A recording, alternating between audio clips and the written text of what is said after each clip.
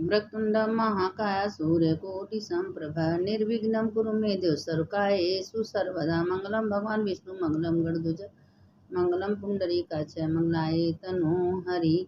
देखिए, हम आप लोगों को इसमें माता जी का दिन चल रहा है, इसीलिए माता जी को मिला के हम कथा भोलेनाथ का माता जी का, तो इसमें माता जी भोलेनाथ कोई अलग तो है नहीं, लेकिन हाँ इसमें नवरात्र है, माता जी का दिन है। तो हम आप लोग को जो कथा भेज रहे हैं, आप लोग से अगर अच्छा लगे तो लाइक भी कर दीजिए, सबको भेजिए, पुरकी भागी बनिए। अब देखिए, कैलाश पर पार्वती गणेश शंकर कार्तिक सब बैठे थे, तो आपस में बात की तो जितना भी दुनिया में राक्षस हैं सबका वध हमारे माता जी की है। राक्षस का वध माता जी ही की है, क्योंकि सब भोलेनाथ के पास आते हैं और सब बहुत बड़े बड़े तपस्या करते हैं, और तपस्या करने के बाद ब्रह्मा से आशीर्वाद लेते हैं और सोचते हैं कि माता को तुच्छ समझते हैं, सोचते हैं कि माता औरत है, उनको औकात क्या है, वो क्यों मारेंगी, इसलिए लोग वरदान भी मांग लेते हैं और नहीं सोचते हैं कि माता जितना शक्तिशाली होती है उतना कुछ नहीं होता। तो माता जी जो ब्रह्मा वरदान दे देते हैं, माता जी को अपना माता जी काली के रूप में, गौरी के रूप में, कात्यायनी के रूप में, सब रूप में, शैलपुत्री के रूप में सबको वध करती है। तो अब काल रात्रि के रूप में, आज सप्तमी है, काल रात्रि है, तो काल रात्रि कैसे बनी? राक्षस के ही क्रोध से, जो चंद्रमुंड थे वो आपस में लड़ाई झगड़ा करने लगे, तो माता जी भी कह दी कि भाई अगर आपस में हमको जीतना है तो पहले आपस में ये सोच लो कौन बली है, वही हमको जीत सकता है। दोनों भाई इतने बलवान थे, इतनी प्रेम था, दोनों झगड़ा करते करते आपस में मर गए। माता जी को कुछ करना भी नहीं पड़ा, तो उसमें से एक रक्त भी जाए, तो उनका जो बूंद जितना गिरता उतना राक्षस तैयार हो जाते।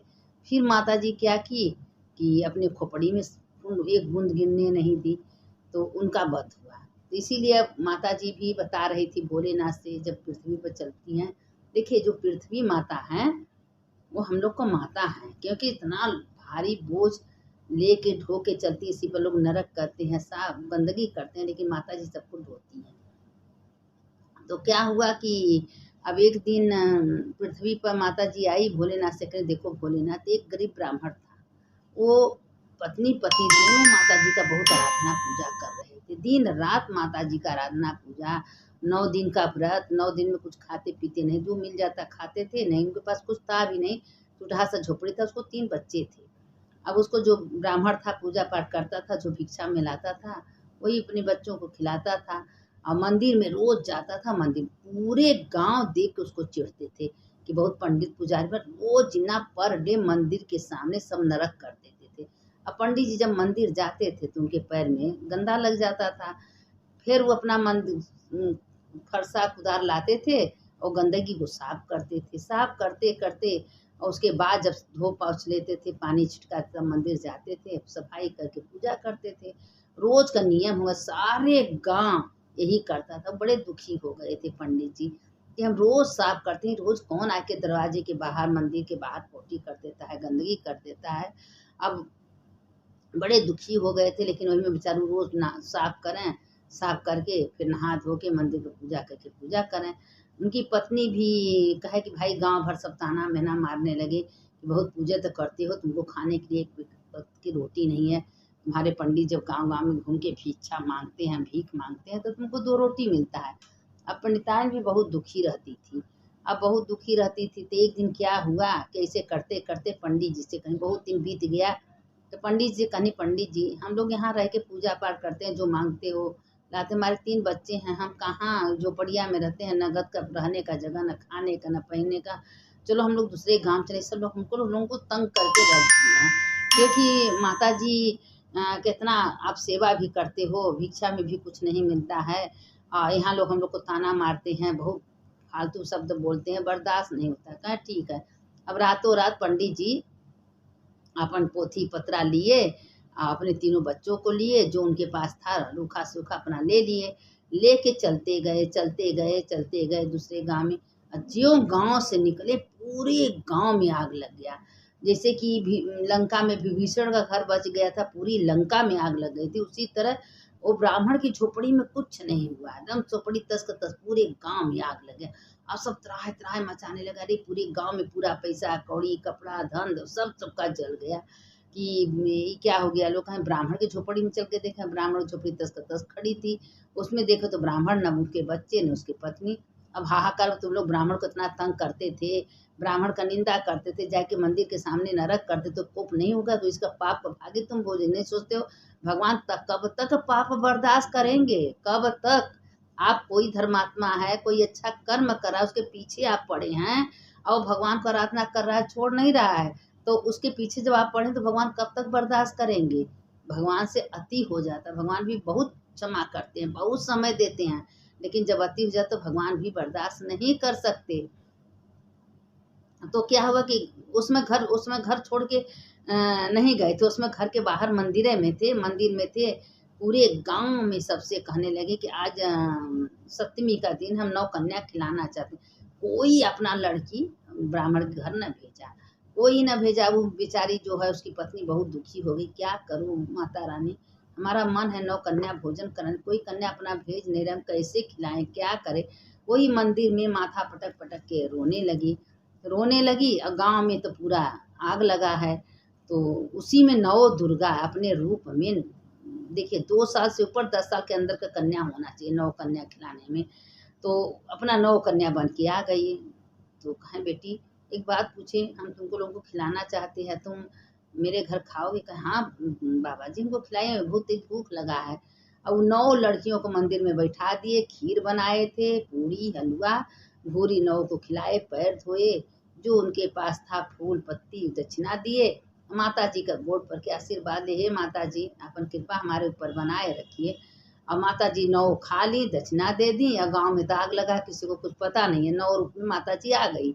अब माता जी आने के बाद अब वो पंडित अपना बोरिया बिस्तर बांध के जब गांव से बाहर चलने लगे, तो माता जी अंतर ध्यान हो गई, पंडित को फिर दिखाई नहीं दी।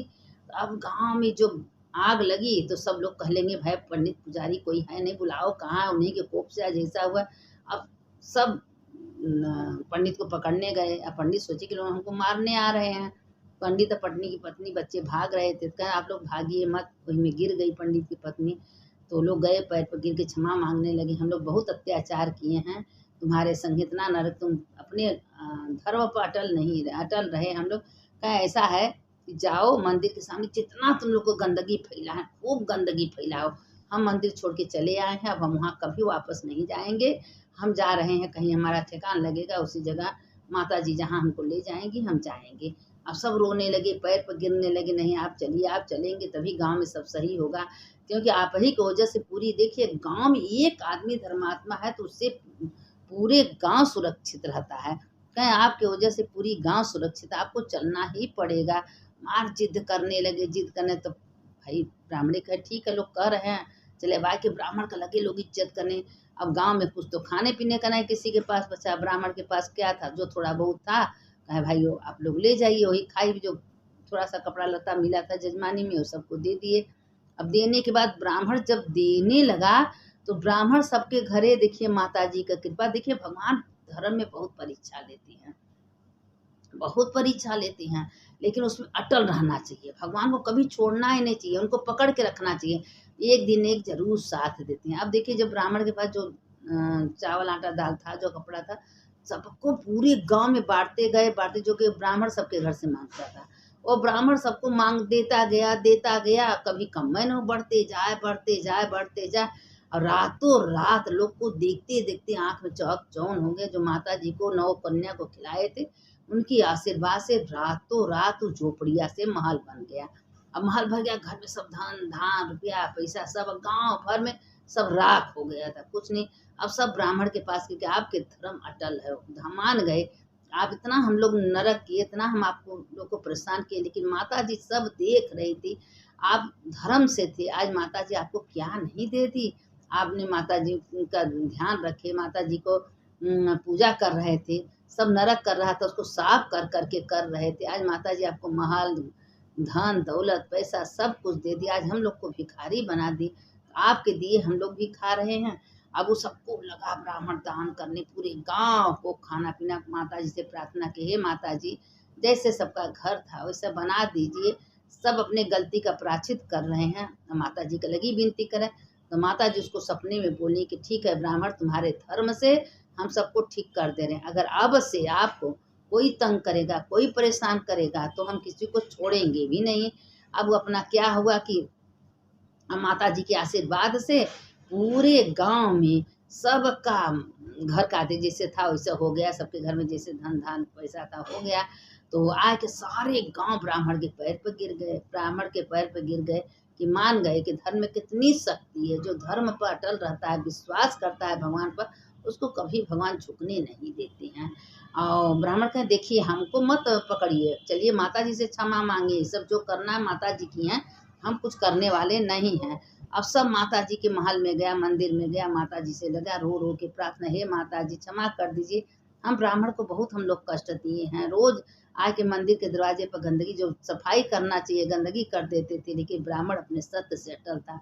आज ये ब्राह्मण की वजह से हम लोग का भी जीवन बचा, सब कुछ मिला, हे माता जी क्षमा करिए, क्षमा करिए। अब लगे पर माता तो दयालु होती है, न कहते हैं माता को माता कभी नहीं होती है, पुत्र हमेशा कुपुत्र होते हैं। लेकिन माता को हमेशा अंदर दया, ममता, प्रेम भाव, वात्सल्य रहता है। अब माता जी सबको क्षमा कर दी। सब उसी समय से जब दूसरी साल नवरात्र आया, पूरा गांव 9 दिन का बरती रहा। अब पूजा पाठ करने लगा, ब्राह्मण को घर अपने अपने कन्या को लोग भेजने लगे। ब्राह्मण जो है 9 कन्या का पूजा करने लगे, उनके पास जो था दक्षिणा उछना दे के माता जी को चुनरी उनरी उड़ा के विदा करने लगी। हर साल माता जी का आराधना वाधना करने लगे। तो सारे गांव धन्य धान से सुखी हो गया, खाली सिर्फ ब्राह्मण की वजह से, क्योंकि ब्राह्मण इतना माता जी का पूजा कर रहा था कि माता जी का पूजा कभी छोड़ा ही नहीं। इतना दुख मुसीबत था, बिना खाए रह जाता था। लेकिन देखिए भगवान भी परीक्षा तो लेते हैं कि देखिए तुम कितने सच्चे हो, कितने हमारे पर विश्वास करते हो। और जब जो विश्वास करता है तो उसका दिन लौटा ही देती है माँ। कहती है आप बहुत हो गया, अब इसको इसके कर्म का फल दे दो जो होता है। देखिए कर्म से भाग्य बदल जाता है। आपका भाग्य में दुख है, सुख नहीं है, खाने पीने पहनने के लिए न, आप भगवान को पकड़ ले रहिए, छोड़िए मत। उन्हीं की कृपा से सब कुछ उधाला। पुनर्जन्म के पाप होने से तो मिलता है, लेकिन पाप कटता है धर्म से। आप सत्संग कर रही हैं, भगवान के मंदिर जा रही हैं, पूजा करें, उससे भी आपका पाप एक दिन कट ही जाएगा। इसीलिए कहते हैं अच्छा कर्म करना चाहिए, कभी बुरा कर्म भूल के नहीं करना चाहिए। जो भगवान को पकड़ के चलता है उसका भगवान हमेशा सुनते हैं। तो अब माता जी जहाँ रहती है वहाँ तो भोलेनाथ को रहना ही रहना है। अब वहाँ भोलेनाथ का भी मंदिर था, और मंदिर में भोलेनाथ, गणेश, कार्तिक सबके तो कहे कि पार्वती इस 9 दिन ये तुम्हारा दिन है। 9 दिन में जो तुम्हारा दर्शन करता है, पूजा करता है, आराधना करता है, 9 दिन व्रत रहते हैं, उसके कभी कोई जीवन में दुख तकलीफ नहीं आता है। तुम भंडार उसका भर देती हो। तो कहें भोलेनाथ अब आप जानिए, आप ही 9 दिन तो हमको दिए हैं। कहाँ ये 9 दिन तुम्हारे लिए दिए हैं। आज इतने राक्षस का वध तुम ही किए हो, हम कुछ नहीं किए हैं। हमको तो राक्षस देवता इंसान सब पूजता है। तो इसीलिए कहते हैं लोग कि आप देवों के देव महादेव हैं। आपका जो पूजा करता है, आराधना करता है, तो वो भी तो हमारा ही करता है, क्योंकि जहाँ आप होते हो वहाँ मैं होती हूँ।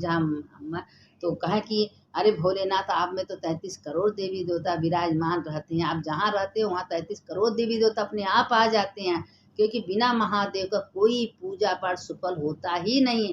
अपने घर में सारे मूर्तियाँ रखिए, अगर एक भोलेनाथ की मूर्ति नहीं रखी हैं तो आपका पूजा पाठ कुछ भगवान स्वीकार नहीं करेंगे। अगर एक भोलेनाथ की मूर्ति है, उन्हीं का पूजा कर लिए, सारे 33 करोड़ तृप्त हो जाते हैं।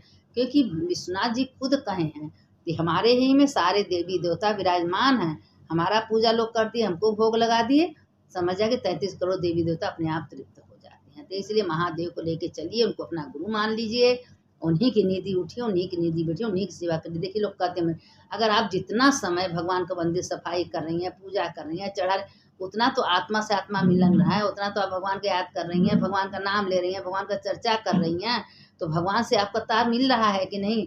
इसलिए लोग कहें भले कहें, लेकिन भगवान का आराधना करना चाहिए, कभी छोड़ना नहीं चाहिए। जीवन में बड़े बड़े साधु महात्मा देखिए भोलेनाथ को बैठा के उनका 3 बार अभिषेक पूजा पाठ कर रहे हैं। तो ये जीवन में जब तक सांस है, हम लोग इतने बड़े ज्ञानी नहीं हैं कि मंदिर में भगवान को छोड़ के कहते हैं कि सब वही है। ठीक है, लेकिन दुनिया में बनाया गया है। तो इसलिए जब तक सांस रहे तब तक भगवान का पूजा आराधना भजन कीर्तन करना चाहिए। जो करता है उसके समस्त पाप नष्ट हो जाते हैं। मंदिर जाना, घर में लोग पूजा जरूर करते हैं, मंदिर जाने का क्या विधान है? जितना पग आप चल रही हो उतना अश्वमेध यज्ञ का जग हो रहा है। आप एक लोटा जल चढ़ा रही है भोलेनाथ के जाके, तो वो तो पूजा है। इसलिए कहते हैं कि अपने कर्म करते रहिए, कभी किसी का बुराई मत करिए, किसी का बुराई मत सुनिए, किसी के बारे में उल्टा सीधा मत बतियाए। खाली बतियाना है तो भगवान का चर्चा, भगवान का सत्संग, भगवान का नाम। जो ऐसा करता है उसके समस्त पाप नष्ट हो जाते हैं। शंकर शंकर हर हर शंकर, शंकर शंकर जय जय शंकर। मंगल भवने अमंगल हारी, उमा जपत यही त्रिपारी।